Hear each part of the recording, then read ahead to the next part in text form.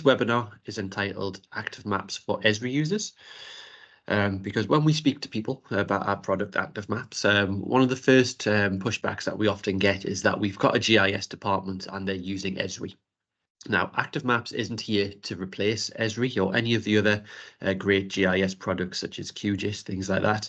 We are there to complement them and to help make the staff who use those products, we're here to make their lives a little bit easier if we can. So why? So the race to digitize is on, and that's not unique to any particular industry. It's across all vertical markets. Everybody's trying to digitize, from smart cities to environmental organizations, transportation organizations, and so on.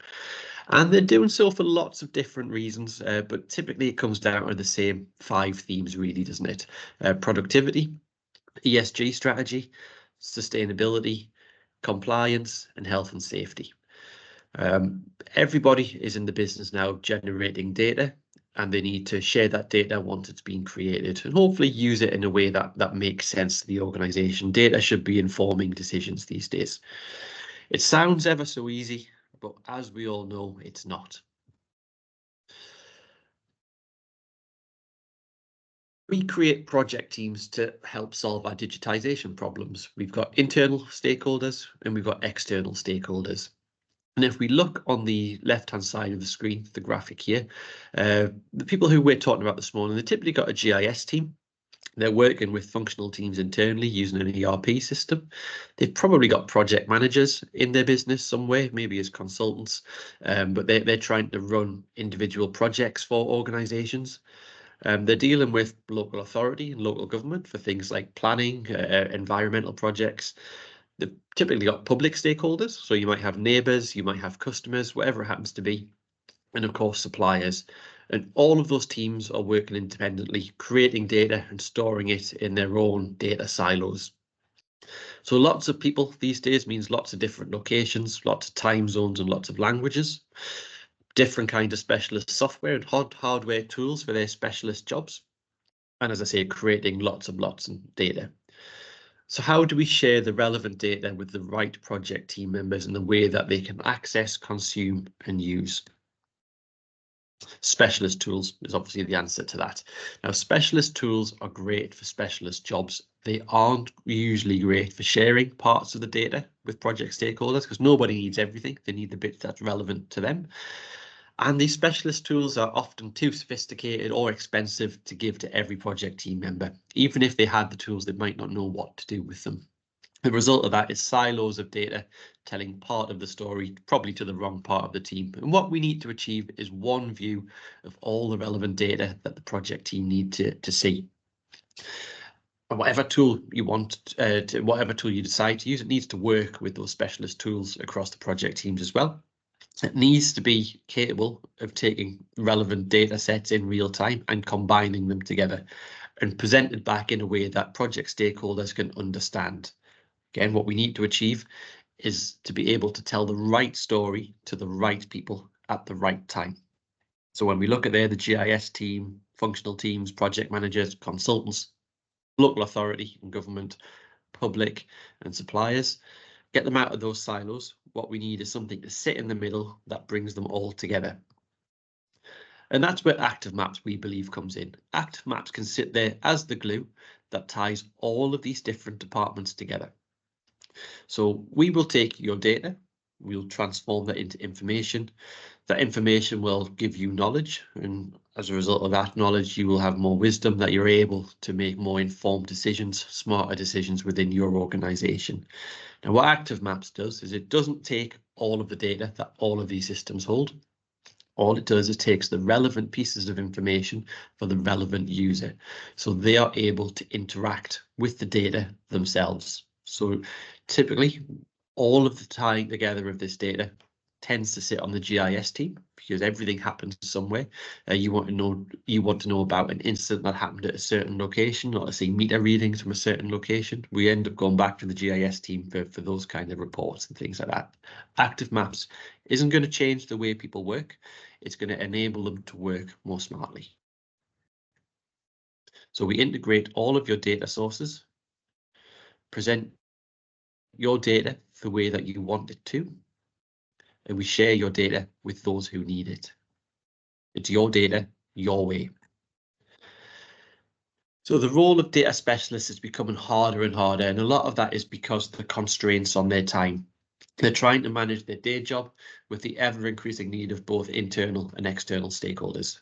On any project, everybody wants access to the most up-to-date locational business intelligence, but only a very small percentage of those people actually need full-time licenses to the tools that currently do that. And even if they did have the licenses, are you getting the most value? Because do they know how to make the tool work properly? Communication of location BI is therefore difficult, time consuming, and can be expensive. We all know what those licenses cost to those powerful GIS tools. We believe Active Maps makes it easy. It's not for the few experts, it's for everybody else. So at the moment, your organizations are probably set up something like this. You've got your data and GIS specialists sat at the top, and they're working with lots of different data sources from ERP to health and safety to IoT and sensors, census data, cameras and planning tools. All of that information is being fed into Esri or a tool like Esri QGIS, something like that. And everybody else in the organization is relying on those super users of those products to help generate reports, models and simulations. That GIS user is then responsible for, first of all, getting the work done, but then second of all, communicating that work out to both internal and external stakeholders. So the key problems, repeat again, specialist knowledge is required to activate those tools properly. The tools have been designed for people with specialist knowledge. The reports are static. When the stakeholder requests the report, the data is use them as from a fixed point in time, meaning that the report can be out of date pretty quickly and the report must be updated often, which means a change request goes back into the organization for somebody to work on that report again. And the cost. Esri licenses in particular, we know can be incredibly expensive. So the solution is Active Maps. Connect your Esri platform to our map-based visualization tool, Active Maps. So we combine mapping and 3D visualizations of both the environment and the data. We can have live integration with your Esri system, your QG system, for example, or we can bypass that altogether and we can have live integration with your sensors, IoT and more. We offer a single window on asset, environmental and operational data, and we allow you to also view historic data with live data, giving you the ability to view change over time. Data, information and assets and site all visualized live in context in 3D. And best of all, it's accessed in a browser, meaning anybody can use it anywhere, anytime. You don't need a powerful PC or an IT department to make this available to everybody. So what we propose is that your organization could be structured like this. You've still got your data and GIS specialists at the top. They can still be the data custodians. They can still be responsible for generating reports, models and dashboards from your ERP system, your health and safety system, IoT and sensors, census, cameras and planning. They can still look after all that. They can still own that part of the business. What we propose is that those reports are fed live into our solution, Active Maps, and then your internal and external stakeholders are able to interact with those reports, models and dashboards themselves. So all we're doing is we are taking the feeds from Esri, so nobody has to generate reports and things like that anymore. They can do it all in our tool because Esri is feeding our easy to use tool with the data that your stakeholders want. And our interactive tools will allow, as I've just described, people to interact with live data and view it so they can see what's happening now. They don't have to ask the GIS specialist to help. They can run their own reports of historical data and do all those comparisons themselves.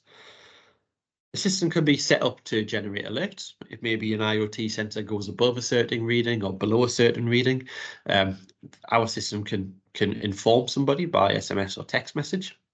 It can also produce graphs and charts which are self-use by the user. Again, taking the burden off that Esri or QGIS user. So just help them make their life easier, not replacing them, not replacing the software that works really well for what they need to be able to do. just allowing people in the organization to get hands on the data when they want to, and basically be a little bit more self-sufficient within the organization. So we like, this is the last slide, by the way, and then I'll walk you through very briefly, I'll walk you through the software. If I was to sum up Active Maps as doing 4 things, I would sum it up as doing these 4 things. We integrate data from different sources and bring it together.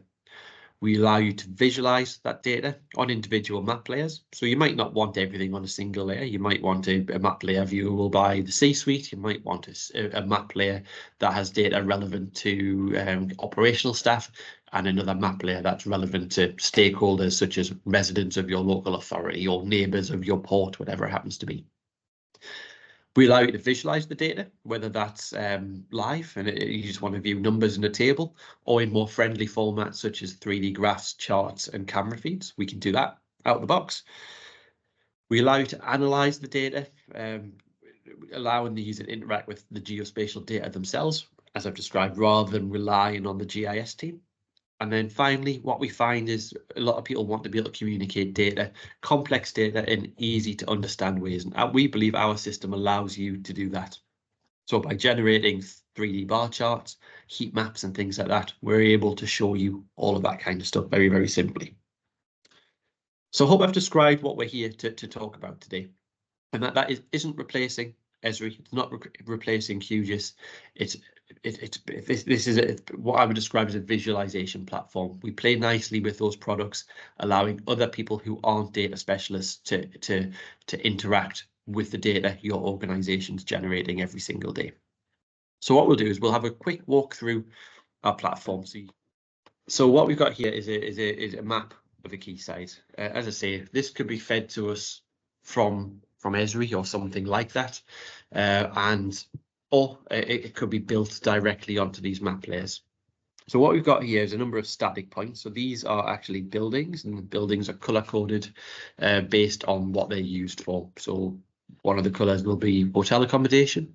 One of the colors will be things like it's industrial use or food and beverages, but it just allows the user to understand immediately what they're looking at. Now, all static data points, when we click on them, can bring up other information about that point. So in this case, we found basically a museum, an exhibition site, where they've uploaded photographs. We put a little bit in about what it is, and we can also upload things like URLs, so we can access the business itself from our platform. Or if you're using static assets to do something else, maybe you're doing inspections, so maybe it is bollards along a quayside or something like that. You're able to take photographs and things like that and upload inspection documents against the asset. So that's an example of a static asset. In terms of dynamic assets, if we click on what is obviously a camera here, because we can see a camera icon, we click on it. What we can do there is we can bring through the live camera feed. There we are, we can see a live feed from a camera on the particular site.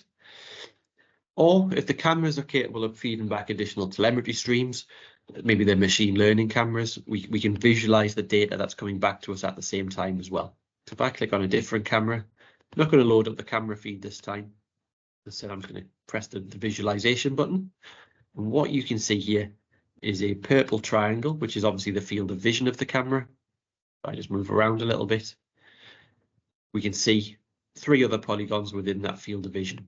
Now that's a telemetry stream coming from the machine learning element of the camera.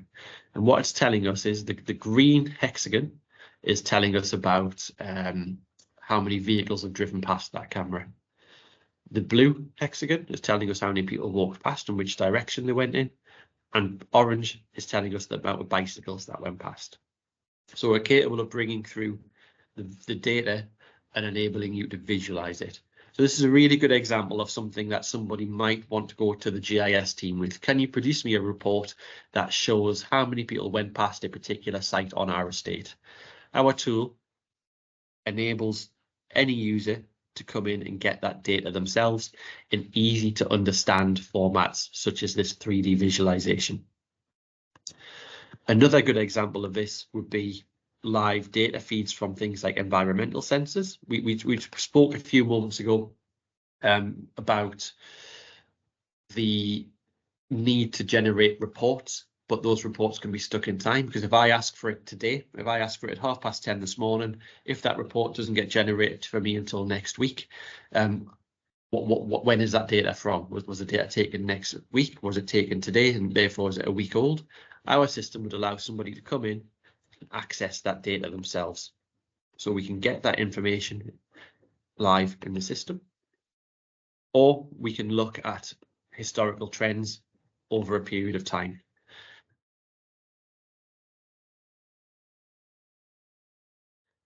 Now, on this site as well, you can see a number of green structures, and this is another way of visualizing data. So these aren't physical tower structures on this particular quayside.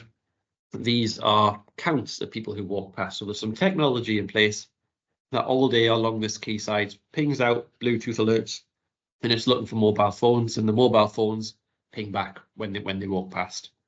And what happens is those devices count the number of people who walk past and tell us, and then we visualize them in these green tower in these green tower formats, and we can view the same data in different ways. So this is what's happening now, but if you want to look at what's happened over a week, you might want to change it from these cylindrical towers into heat maps, where you can see the flow of people rather than just counting at physical points. You're able to see where they went and where they came back to. And because it's a platform that feels like it should be easy to use, because it's got that Google Map experience, where the kind of technology people use when they go to a new city. They've got that. They've got the ability to interact with the map layers in similar ways. So if they wanted to turn on things like live traffic, we can see that that's now on the map. But we can also do things like turn on weather layers. So again, if you've got tourism, or you're expecting ships or something to come into your port, you might want to be able to check the weather, and all that's built in there as standard. As I said previously, the user has the ability to come in and change the map layer themselves, so they're not relying on a GIS team to do that.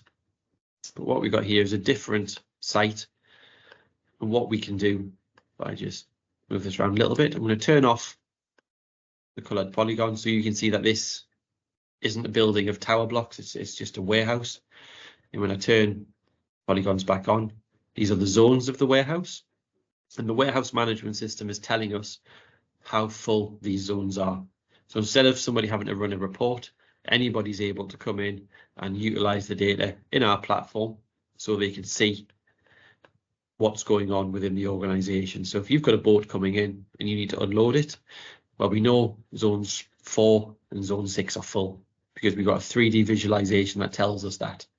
But we can see the other 4 zones are relatively empty. So we know where we're going to be able to load from those boats and put them into storage. Likewise, if you've got an empty boat coming in that needs to be filled, where are you going to get it from?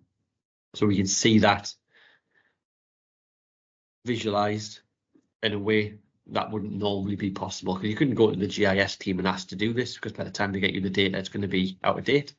Our system allows everybody to access the same data and view those easy to understand and what have been traditionally difficult to communicate messages.